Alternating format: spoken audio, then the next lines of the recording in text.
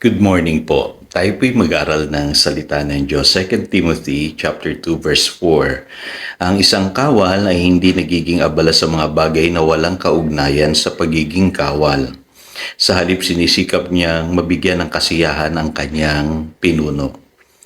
Loyalty and faithfulness. At dito po gumamit po si St. Paul ng napakaganda pong halimbawa sa paglilingkod po sa Diyos. Ano po? Yun daw pong tungkulin ng isang kawal na ang layunin niya sa buhay ay mabigyan ng kasiyahan yung kanyang pinuno. At ganun din dapat po tayo pagdating po sa paglilingkod natin sa Diyos. Ano po? At sabi nga po doon sa Luke chapter 17 verse 10, "So you also, when you have done everything you were told to do, should say, we are unworthy servants. We have only done our duty." So pagdating pala sa paglilingkod sa Diyos, ano po, napakahalaga na dapat po ay gampanan natin yung ating duty. Ano po, kaya minsan mapapaisip tayo, ano po, paano ba dapat gampanan ng isang Kristiyano yung kanyang duty sa Panginoon? Dapat po ay with loyalty and faithfulness. Napakahalaga po niyan kasi sa panahon po natin ngayon, maraming tao hindi na po taglay-taglay ang loyalty and faithfulness. Sa isang sundalo po, kilala natin sila bilang mga masunuring mga lingkod ng bayan. Ano po, ika nga, alam niyo yung kasabihan na obey first before you complain. Yan ay kasabihan ng mga sundalo. Ano po, kaya lang pwede ba nating i-applyan sa ating pong pagiging Kristiyano? Pwede po, kasi lagi nating tatandaan, dapat po ang Panginoong Hesus ay Lord sa lahat ng area ng ating buhay. Ano po, ulitin ko, ano po, pag sinabi nating Jesus is Lord, dapat po siya na ang masusunod sa lahat ng area ng ating buhay.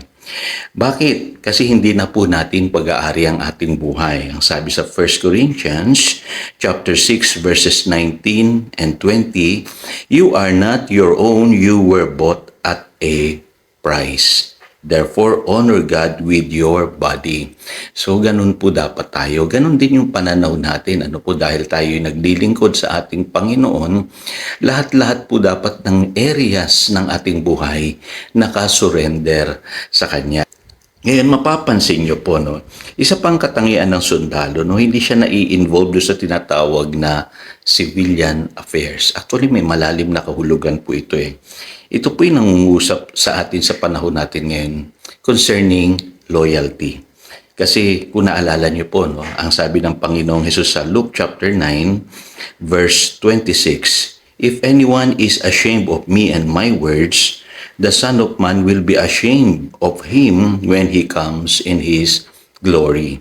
At dito makikita nyo, ang sabi ng banal na kasulatan, huwag nating ikahiya ang Panginoong Hesus at ang kanyang mga salita. Dati po napapaisip ako pagka nababasa ko itong talata pong ito. Pero ito pala yung nangungusap patungkol po sa subject ng loyalty. Tayo ba'y tapat talaga sa ating Panginoon? Tapat ba tayo sa pagsunod sa Kanya at sa Kanyang mga salita? Kasi doon po natin may papakita yung ating loyalty sa pagsunod sa Kanya at sa Kanyang salita. Kaya ako po naniniwala na ang loyalty is still a virtue. Ano po?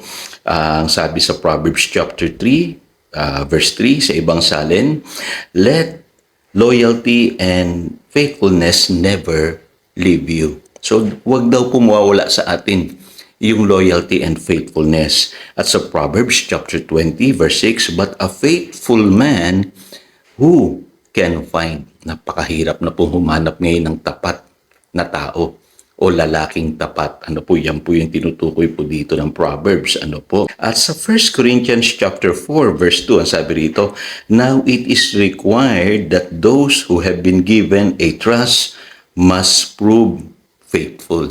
So, kailangan pala, pagka tayo pinagkatiwalaan, dapat maging tapat po tayo. Kaya maging sa ating po mga ginagawa sa secular, sa trabaho, sa pamilya, ano po, sa ating bayan, kailangan faithful po tayo. Ano po, at lalong higit na sa paglilingkod sa Panginoon. Usapan natin ang loyalty, no. Pagka ako'y nakakapanood po ng mga pelikula na may mga sundalo na nahuhuli sila nung kalaban nilang bansa, at pansinin niyo, no, doon sa mga kadalasang kwentong nakikita natin, kahit pinahihirapan sila, hindi nila tinatakwil yung kanilang bansa, no. Ganun sila katapang yung mga sundalong yan, at kumbaga mamamatay sila ipagtatanggol nila yung kanilang bayan, yung kanilang paniniwala. In other words, tanong, tayo mga Kristiyano, ganun ba? Yan. Alam niyo po, nakakalungkot. Maraming Kristiyano compromisers, double-minded, pagdating sa pananampalataya. At alam niyo po, minsan nakakalungkot isipin, daig pa tayo nung mga nasa maling paniniwala o pananampalataya. No? Sila handang mamatay doon sa kanilang pinaniniwalaan. Pero tayo ba? Kaya ba nating ipaglaban yung ating pananampalataya? Alam niyo po, maraming Kristiyano ngayon, mas mahal nila yung sanlibutan. Pagka inihalo mo sila sa sanlibutan, iibigin nila yung sanlibutan. Kaya nalalayo sila sa pag-ibig ng Ama. Yun po yung sinasabi ng 1 John chapter 2, verse 15. At maraming Kristiyano, pagka nasa sanlibutan na hindi na pinapamuhay yung kanilang pananampalataya. Napupuna ko po yan sa maraming areas, lalo na sa business. Hindi na nagiging Kristiyano pagdating sa negosyo. At lalo na, mai-involve pa yan sa politika at kung ano-ano pang iba't ibang aspeto ng ating society. Kakalungkot. Nababago tayo nung mundo sa halip na tayo po yung bumago sa mundo. Nowadays, para tawagin talaga tayong lingkod ng Panginoon, dapat loyal tayo. Saan mag-uumpisa yan, Pastor?